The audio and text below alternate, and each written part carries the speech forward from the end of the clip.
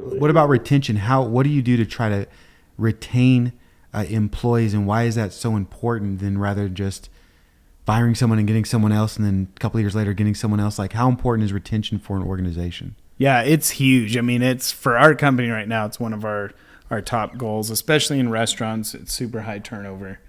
And we tend to, more often than not, if you can get somebody to 90 days, and again, this is restaurants, so typically very high turnover. Mm-hmm. Once we get somebody to 90 days, we have a much greater chance that they're going to last, well beyond that.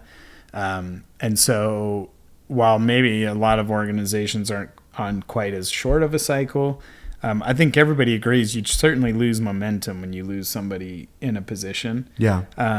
A part of retention, though, is also not being afraid to lose somebody who's not the right fit.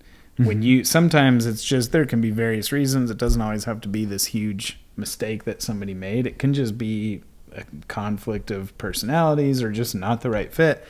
So I think it's always important to not lose sight of the importance of getting the right people in place. So when you don't have the right person, being willing and ready to move on. Yeah.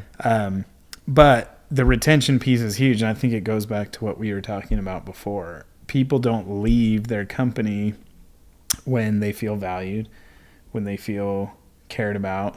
And so I think when it comes to, keeping people, of course, the compensation and the benefits and those things become a part of that conversation. But it's, how does the person feel? You hear people talk about culture. What's the culture of this organization? Do you care? Is it people first? Is work-life balance? What is that like? So I think those are the biggest factors of making sure they feel valued and important.